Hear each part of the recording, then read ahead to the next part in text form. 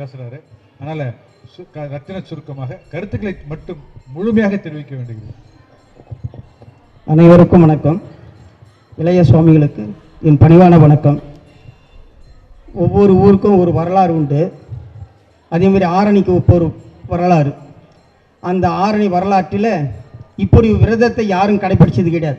எவ்வளோ கோயில் கட்டினாங்க, எவ்வளோ முனிவர்கள் வந்தார்கள், எவ்வளோ செஞ்சாங்க. ஆனால் இப்படி ஒரு விரதத்தை கடைப்பிடிக்கலை. அதனால் ஆரணி வரலாற்றில் அவருக்கு ஒரு முக்கிய இடத்த இப்போ பிடிச்சிட்டாங்க எங்கள் சாமிகள்.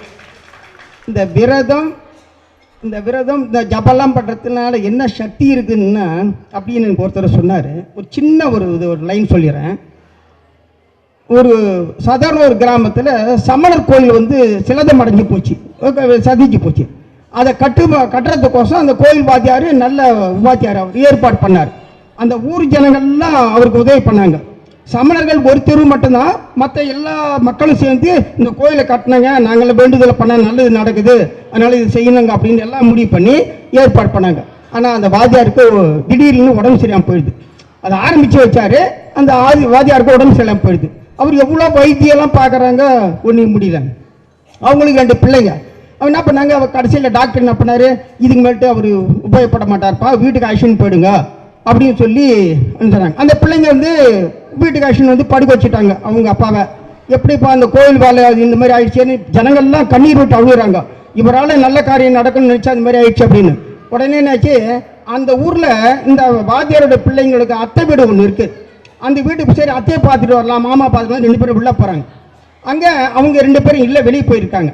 அந்த வீட்டில் ஒரு அம்மா இருக்காங்க, மருமக. அவங்க என்னன்னு கேட்டால், கல்யாணம் ஆகி 1 வருஷத்தில் அவங்க வீட்டுக்காரர் இறந்துட்டார். இப்போ அந்த அம்மா மட்டும் ஒரு தனி அறையில் உள்ளே இருக்கிறாங்க. எப்படி இருக்குன்னா, இருட்டு அறையில் தினமும் ஜபம் செய்கிறாங்க. சாப்பிடுவாங்க, வருவாங்க, மற்ற யாரும் சந்திக்கிறது கிடையாது. தினமும் ஜபம் செய்து கொண்டே இருப்பார்கள். அந்த செவுத்தில் அப்போலாம் மோர் தயிர் பால் வேணால் கோடு போடுவாங்க. அந்தமாரி வீடு சுற்றி ஒரு கோடு, ஒவ்வொரு ஜபத்துக்கு ஒரு கோடு இப்படி பண்ணி அந்த வீடு நிறைய ஜபத்தினுடைய கோடுகள் பண்ணிட்டாங்க. இப்போ 2 பிள்ளைகளை உள்ள நினைஞ்சாங்க பாருங்க. பேர் விட்டு கூப்பிட்டாங்க, இல்லைப்பா அந்த அம்மா உள்ளதுன்னு சொல்கிறாங்க, அவங்க வெளியே போயிருக்கிறாங்கன்னு. இந்த அம்மா உள்ளேருந்து கேட்குறாங்க, சரி அப்பா எப்படிங்கிறாரு வாத்தியார், நல்லா இருக்காரான்னு. இல்லைங்க ஒன்றும் முடியாதுன்னு சொல்லிட்டாங்க, வீட்டுக்கு ஆக்ஷன் வந்துட்டேன் அப்படின்னா. என்னப்பா அப்படி சொல்கிறீங்கண்ணா? ஆமாம். சரி ஒன்றும் கவலைப்படாது, இங்கேயே உட்காரும் போயினார் அப்படின்னு சொல்லிட்டு அந்த அம்மா உள்ள ஜபம் பண்ணி இருக்கிறாங்க. சரி உங்கள் அப்பாவுக்கோசம் நான் ஒரு 2001 ஜபத்தை கொடுத்துட்டேன், நீ கவலைப்படாது, போயிட்டு வாங்க, நல்லபடியாக கோயில் வேலை நடக்கும், உங்கள் அப்பா தான் பிரதிஷ்டை பண்ணுவாருன்ட்டாங்க. இவங்களுக்கு ஒன்றும் புரியல. சரி அது அந்த அம்மா மாறி பழுது அப்படி வெளியே வந்தாங்க. டாக்டரே கைவிட்டாரு, இந்த மாதிரி இன்னும் ஜபம் கொடுக்குதுன்னு சொல்கிறாங்களே அப்படின்ட்டு வெளியே வந்துட்டாங்க. வெளியே இவங்க யாருன்னு சொல்லிக்கல, வழக்கமாக இருக்கும்போது பண்ணாங்க, நல்லா சாப்பிட்டாங்க, படுத்துட்டாங்க, நல்லா தூங்கிட்டு இருக்கிறாங்க எல்லாருமே. இந்த களைப்பில் வாத்தியார் படுக்க வச்சு அது அசையும் இல்லாமல் படுத்துங்கிறார். அவர் விடியற் காலம் எழுந்து ஒரு மணி அடிப்பார். அந்த வாத்தியார் அப்போ நல்லா இருக்கும்போது அடிப்பார். அந்த ஊர் ஜனங்களுக்கெல்லாம் தெரியும், அந்த மணி அடிச்ச உடனே அவங்க கூட விடிகாலம் வேலைக்கு போயிடுவாங்க. இப்போ இந்த வாத்தியார் திடீர்னு எழுந்துட்டார். எழுந்து மடியாக குளிச்சுட்டு துணியெல்லாம் உடுத்திக்கிட்டு கோயிலில் போய் மணி அடிக்கிறார். வாத்தியார் அடிக்கிற மணி மாதிரி இருக்குது, வேற யாருன்னா அடிச்ச வித்தியாசம் இருக்கும். அப்படி ஜனங்களுக்கு ஒன்றும் புரியல, வாத்தியார் தான் படுத்துக்கிறாருன்னு. ஆனால் என்னாச்சுன்னு கேட்டால், அந்த மணி அடிச்சுட்டு அவர் வழக்கமாக ஆகமத்தை படிக்க ஆரம்பிச்சிட்டார். உட்காந்து கோயிலில் படிப்பார் முதல்ல உட்காந்துக்கிட்டு. அது ஒரு வழிபோக்குது. போகிற வழி ஜனங்களாம் பார்க்குறாங்க, என்ன வாத்தியாருக்கு உடம்பு சரியில்லைன்னு சொன்னாங்க, நல்லா உட்காராரு, நல்லா படிச்சு நிற்கிறாரு அப்படின்னு. அவங்க பிள்ளைங்களுக்கே தெரியல, தூங்கி நிற்கிறாங்க.